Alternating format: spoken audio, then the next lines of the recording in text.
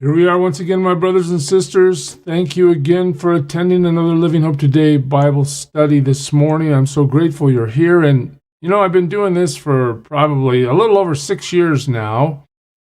And there's been very few times when a chapter has actually terrified me. But if you read Deuteronomy 28, which we will this morning, God willing, you will either be blessed beyond measure or you will be absolutely terrified. It's a long chapter. We're going to go fast. If you want to catch it more fully, I invite you to read it slowly on your own, but just understand, this is so serious. The theme of obey me and be blessed or disobey me and be cursed has never been brought out more fully than it is in Deuteronomy 28. Let me show you what I mean. You get to verse 1, and we start with the blessing. Hey, if you obey the Lord your God and carefully follow all his commands I give you today, the Lord your God will set you high above all the nations of the earth. Okay, so what do you need to do? Fully obey. And what happens? The Lord your God's going to set you high above all nations on the earth. Now that is a blessing. All these blessings will come upon you and accompany you, what? If you obey the Lord your God. There it is, the theme we've been seeing throughout the whole book. God, what are you going to do if we obey you? Well, you'll be blessed in the city. You'll be blessed in the country. The fruit of your womb will be blessed, the crops of your land and the young of your livestock, the calves of your herds and the lambs of your flocks. What do you see? Blessed, blessed, blessed. Why? Because of obedience. Your basket and your kneading trough will be what? It'll be blessed. Oh man, you will be blessed when you come in and blessed when you go out.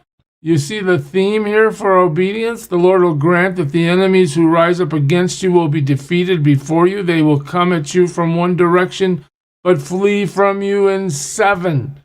So you're going to be blessed. Your produce, your livestock, your food source, your enemies are going to be fleeing from you. The Lord will send a blessing on your barns. Here it is, on everything you put your hand to, the Lord your God will bless you in the land he is giving you. Look at this. This is like a blank check for obedience. God is just overwhelming his people with blessing.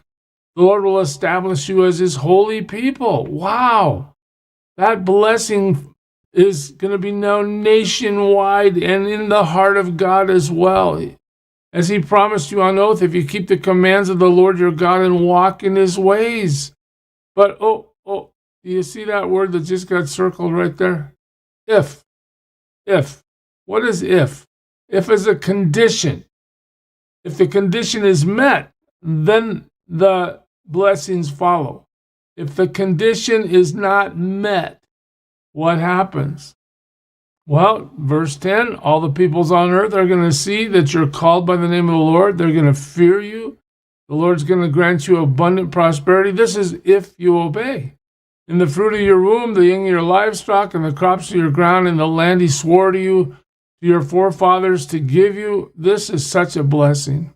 Then the Lord will open the heavens, the storehouse of his bounty, to send rain on your land in season and to bless all the work of your hands. You will lend to many nations, but will borrow from none. The Lord will make you the head, not the tail. If you pay attention to the commands of the Lord, there's that if again. If you pay attention to the commands of the Lord your God that I give you this day and carefully follow them, you will always be at the top, never at the bottom. Do not turn aside from any of the commands I give you today to the right or to the left, following other gods and serving them. However, if you do not obey the Lord, now we're going to flip the coin over. We're going to see what happens if we say, God, you're not enough. God, we're not going to follow you. God, we could care less what you say because we want to do what we think is right. Oh, have you ever heard of a culture that has stated that? Well, I know I live in one. If you don't obey the Lord, what's going to happen? Well, if you don't obey the Lord your God and do not carefully follow all his commands and decrees I'm giving you today, these what? these curses will come upon you and overtake you.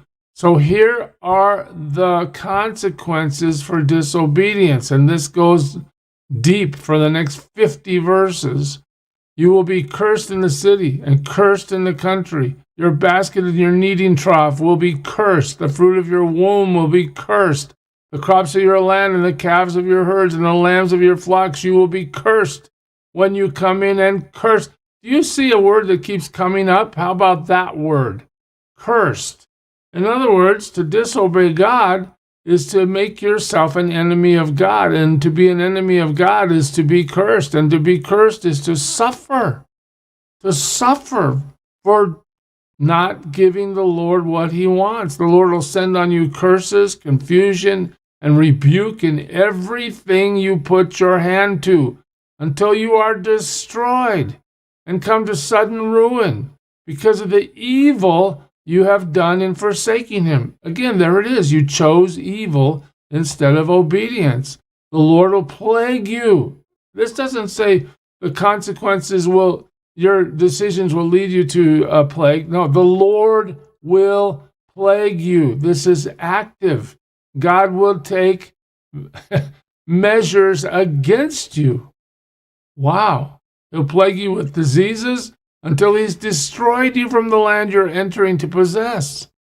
Now that's a threat that's just absolutely terrifying when you say the Lord will strike you with wasting disease. So now we're talking about health, with fever and inflammation, with scorching heat and drought, with blight and mildew, which will plague you until you perish. The sky over your head will be bronze, the ground beneath you iron. Like, forget about all that rain and the blessing of the crops. The Lord will turn the rain of your country into dust and powder. It will come down from the skies until you are destroyed. The Lord will cause you to be defeated before your enemies. Well, now we talk about politics and war. You're going to lose the battle. You'll come at them from one direction, but flee from them in seven. Well, that was just the opposite for obedience, remember? And you'll become a thing of horror to all the kingdoms on earth. Wow. Your carcasses will be food for all the birds of the air and the beasts of the earth. There will be no one to frighten them away. The Lord will afflict you with the boils of Egypt and with the tumors, festering sores, and the itch from which you cannot be cured.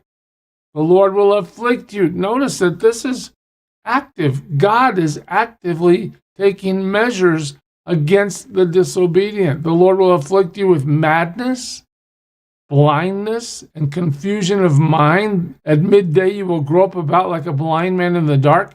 You'll be unsuccessful in everything you do. Day after day you will be oppressed and robbed with no one to rescue you.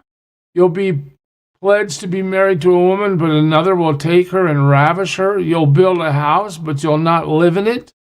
You'll plant a vineyard, but you'll not even begin to enjoy its fruit. Your ox will be slaughtered before your eyes, but you will eat none of it. Your donkey will be forcibly taken from you and will not be returned. Your sheep will be given to your enemies, and no one will rescue them. Your sons and your daughters will be given to another nation, and you will wear out your eyes watching for them day after day, powerless to lift a hand. People that you don't know will eat what your land and labor produce. You will have nothing but cruel oppression all your days. Man, do you see why I say this chapter is absolutely terrifying for those who disobey?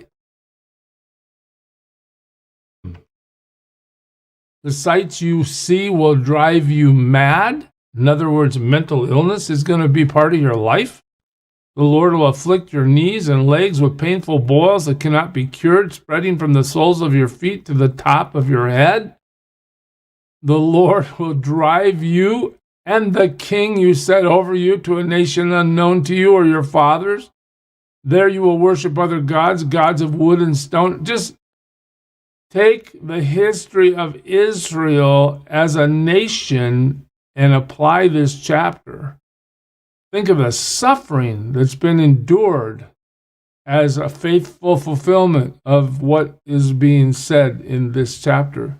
You'll become a thing of horror and an object of scorn and ridicule to all the nations where the Lord will drive you. That sounds like exile to me. You will sow much seed in the field, but you will harvest little because the locusts will devour it. You'll plant vineyards and cultivate them, but you'll not drink the wine or gather the grapes because worms will eat them. You will have olive trees throughout your country, but you will not use the oil because the olives are going to drop off. You will have sons and daughters, but you'll not keep them because they will go into captivity. Swarms of locusts will take over all your trees and the crops of your land. The alien who lives among you will rise above you higher and higher, but you will sink lower and lower. He will lend to you, but you will not lend to him. He will be the head, but you will be the tail. All these curses will come upon you. They will pursue you and overtake you until you are destroyed because you did not obey the Lord your God and observe the commands and decrees he gave you. They will be a sign and a wonder to you and your descendants forever. I'm getting tired, and guess what? We still have 22 verses to go. God is so clearly saying to his people, I am willing to bless you beyond measure.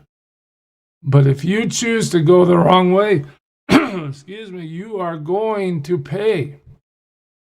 Why? Because you did not serve the Lord your God joyfully and gladly in the time of prosperity. Therefore, in hunger and thirst and nakedness and dire poverty, you will serve the enemies of the Lord. He will serve the enemies the Lord sends against you. He will put an iron yoke on your neck until he has destroyed you. Notice, the Lord sends the enemies against you. Wow, the Lord will bring a nation against you from far away from the ends of the earth, like an eagle swooping down, a nation whose language you will not understand, a fierce-looking nation without respect for the old or pity for the young. Could that be Assyria? Could that be Babylon? They will devour the young of your livestock and the crops of your land until you are destroyed. They will leave you no grain, new wine, or oil, nor any calves of your herds or lambs of your flocks until you are ruined. They will lay siege to all the cities throughout your land until the high fortified walls in which you trust fall down. They will besiege all the cities throughout the land the Lord your God is giving you. Because of the suffering that your enemy will inflict on you during the siege, you will eat the fruit of the womb. Wow. The flesh of the sons and daughters the Lord your God has given you. In other words, starvation is going to cause you to eat your children. Even the most gentle and sensitive man among you will have no compassion on his own brother or the wife he loves or his surviving children. And he will not give to one of them any of the flesh of his children that he is eating. It will be all that he has left because of the suffering your enemy will inflict on you during the siege of all your cities. Do you see why I'm telling you this chapter is just absolutely terrifying? You get what happens to us if we tell God we're not going to serve him? We're not going to obey him? The most gentle and sensitive woman among you, so sensitive and gentle that she would not venture to touch the ground with the sole of her foot, will begrudge the husband she loves and her own son or daughter, the afterbirth from her womb and the children she bears, for she intends to eat them secretly during the siege and in the distress that your enemy will inflict on you in your cities. If you do not carefully follow all the words of this law which are written in this book, and do not revere this glorious and awesome name, the Lord your God, the Lord will send fearful plagues on you and your descendants, harsh and prolonged disasters and severe and lingering illnesses. He will bring upon you all the diseases of Egypt that you dreaded, and they will cling to you. The Lord will also bring on you every kind of sickness and disaster not recorded in this book of the law until you are destroyed. Man, don't let God be your enemy. You who were as numerous as the stars in the sky will be left but few in number, because you did not obey the Lord your God. There it is. How much more clearly can he say it? And just think of the consequences for disobedience. Just as it pleased the Lord to make you prosper and increase in number, so it will please him to ruin and destroy you. So guess what? Israel, your favor with God isn't about your sons of Abraham. God doesn't mind destroying weakness no matter whose bloodline you're in. God's going to destroy evil. He's going to destroy wickedness. And he's going to take pleasure in destroying it. You'll be uprooted from the land you are entering to possess. Boy, that's a prophecy, isn't it? And the Lord will scatter you among all nations. That's a prophecy. And from one end of the earth to the other, there you will worship other gods, gods of wood and stone, which neither you nor your fathers have known. Among those nations you will find no repose, no resting place for the sole of your foot. There the Lord will give you an anxious mind, eyes weary with longing, and a despairing heart. Oh, that's depressing. And you will live in constant suspense, filled with dread, both night and day, never sure of your life. In the morning you will say, if only it were evening, and in the evening, if only it were morning, because of the terror that will fill your hearts and the sights that your eyes will see. The Lord will send you back in ships to Egypt on a journey I said you should never make again. There you will offer yourselves for sale to your enemies as male and female slaves. Wow, but no one will buy you. Hey, there's 68 verses of Deuteronomy 28. I'm not a theologian. I'm not a scholar. But I think I can pick up on the theme here. Obey God, be richly blessed in every area of your life. Disobey God and suffer horribly. What a terrible consequence for ignoring what God has said. Let's you and I do our best to obey him today. God bless you, church. Serve him well. Who is it who for sinners shed his blood, and now for cleansing all can plunge beneath that flood?